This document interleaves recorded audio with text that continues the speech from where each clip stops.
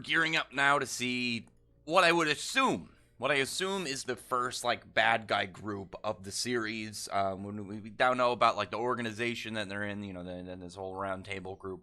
They're setting up pretty much to help humanity, and they want to end up defeating God so they can kind of like end this constant task that they have that eventually would lead to Ragnarok and the end of the world and humanity and everything.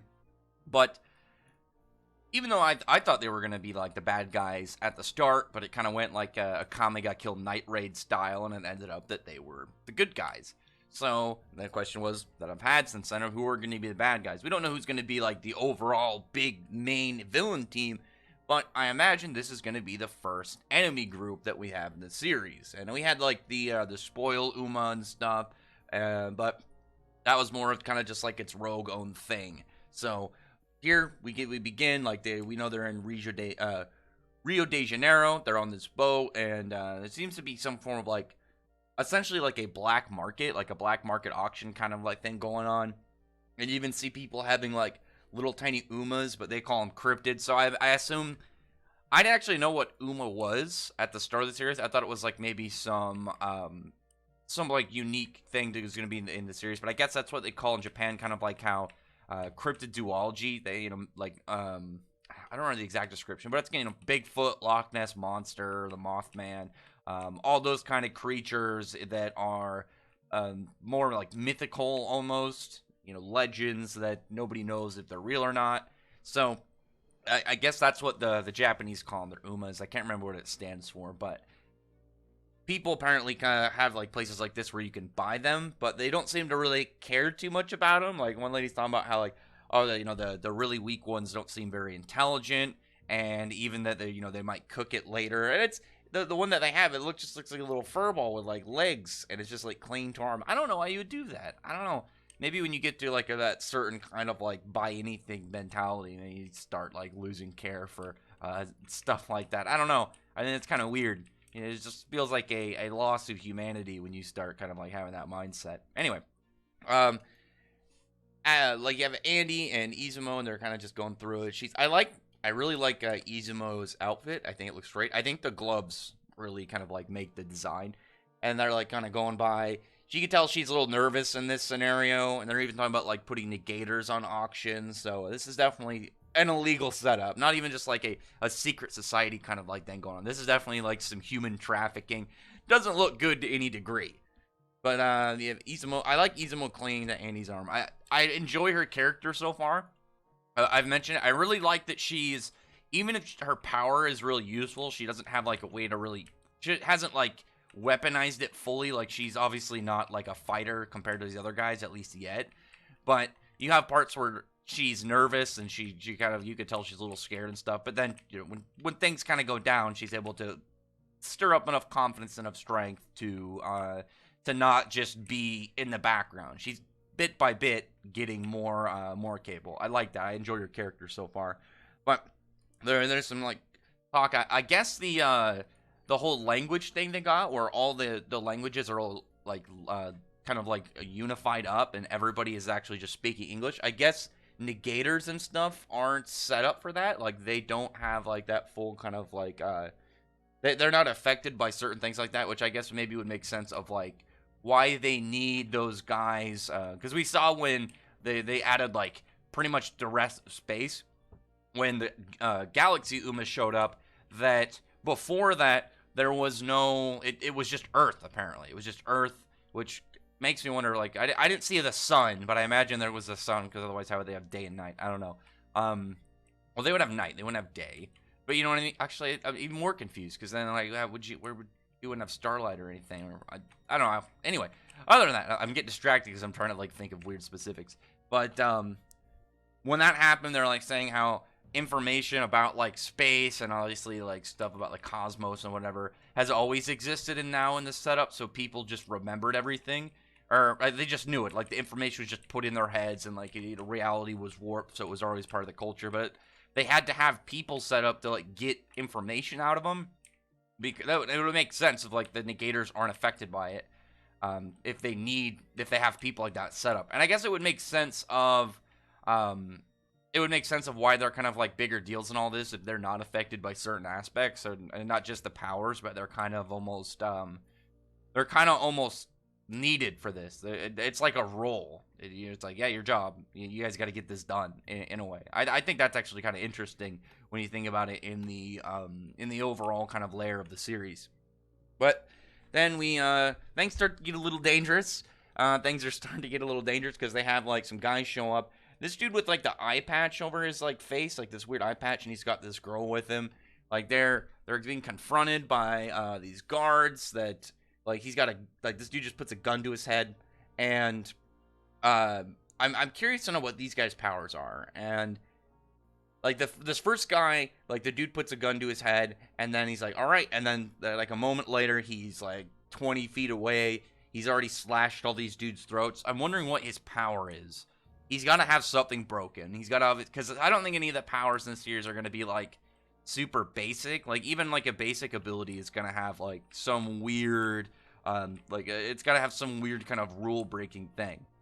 I don't know, like, oh, maybe like instead of speed, it's like, yeah, I can mess with friction or something, or do something really weird that you gotta like look at it, and it's not just gonna be a one sense. Oh, I got it. It's like, oh, weird. Okay, let's figure out how this power works. I think really Andy's is probably the most understandable, like how quick it is. But then we start getting like stuff. He's like able to make like clones and whatnot from his body parts.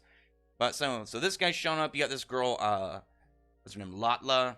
I like her design. I like the weird kind of like hair pieces she's got, and then like the big earrings. She has an interesting kind of design. She actually makes me think of I don't remember her name. The girl from My Hero Academia who's got the weird ears, the earlobe chick who's like her power is like something with sound.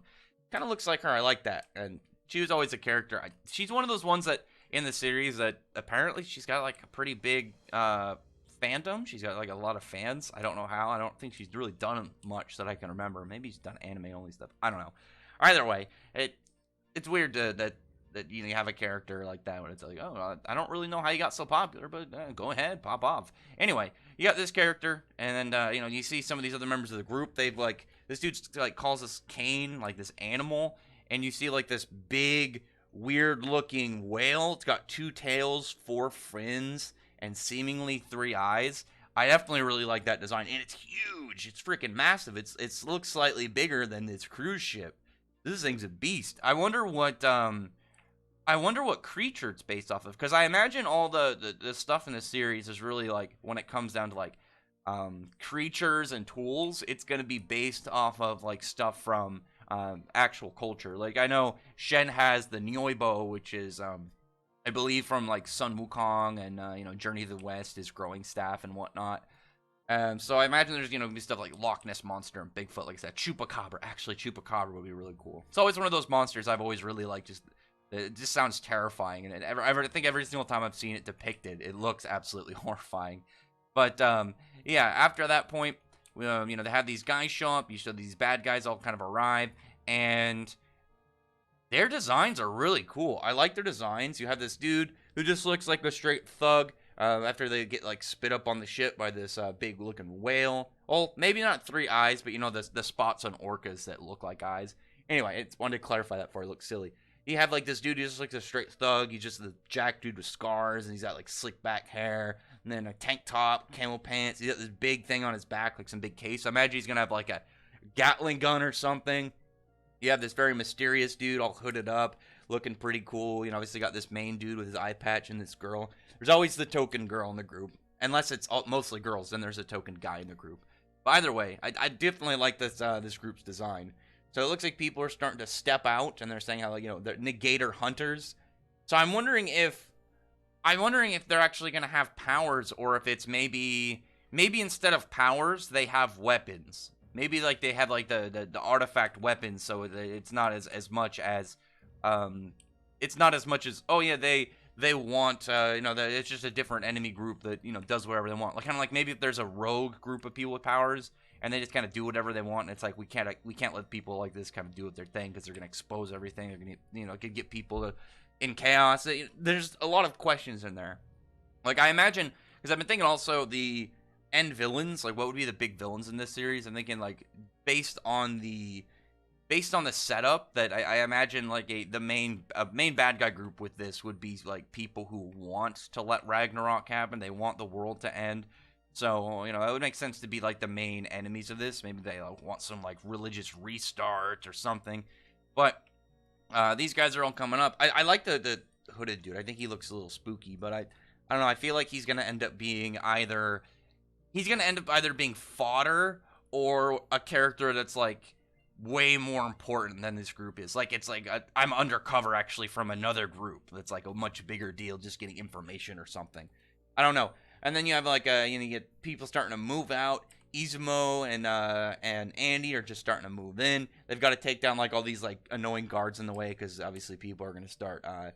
They're gonna be trying to do like normal guard stuff, but they're busy trying to like take care of these bad guys. So they're getting ready to make sure that these guys don't get these negators, either kill them or hunt them or do whatever, free any negators that they have currently on the ship. I definitely really like what Izumo did in this chapter. Like she takes her clothes off and not all of them. She takes like her gloves and socks and stuff off. And like one of the parts is when she's with Andy, like she's pretty much just riding on Andy. Just she's able just to touch him, add his unluck and stuff, or add her unluck and whatever. So at this point, like obviously anywhere that she's influenced, or whether it's the ground itself or Andy's, that can be inflicted by her unluck, and she's learning to use it, and maybe not like a combat way, but in a support way. And she's obviously able to do it in ways that could be useful for combat. But I can see her in terms of like where her powers are really gonna lie, at least at the moment, is more of a kind of like back, in the back caster or support, in the way that she can combine her unlock power with Andy's undead power in order to benefit for whatever environment they're in, whatever scenario. So I'm hyped to see this. I really want to see this bad guy group. I'm curious, and like I said, are they going to be like, are they going to have powers, or are they going to be maybe like really trained people, just no power people that know about the negators and whatnot, that have like artifacts? Because they have to be one or the other. They either have to have powers, or they have to have one of these mythical tools from somewhere in history that makes that are going to give them really high level skills so they can fight these guys. Because they can't just be like, oh yeah, we know martial arts and we got guns and stuff. It's like, no, these guys that you're trying to take down have reality bending powers, so you should probably either have them as well or have some broken like the tool. But anyway, other than that, they'll comment below. Tell me your thoughts are about this chapter. I'm really hoping that Undead Unluck starts to really pick up overseas. I know it's been doing really well in Japan. And the situation, I'm stuttering real bad. The situation with it reminds me of Jujutsu Kaisen. Like Jujutsu Kaisen is starting to pick up, overseas, but it's been doing well in Japan for a while now. But I've noticed a lot of more people are talking about it, and obviously, like I do videos on it, so I'm able to see like upticks and like views and stuff from Jujutsu Kaisen material. So I'm hoping that'll happen with Undead Unluck too, because I definitely enjoyed the series, and the art's really solid too. I like the setting. I really like the setting because it stands out a lot, and I think that the whole integration of different like mythological creatures and weapons and stuff from different cultures, and the way that they're using it in this series to where they've always been real, and then stuff like, oh yeah, events like this exist because of some rule that happened from this book from God or whatever. It's really interesting. I like it a lot.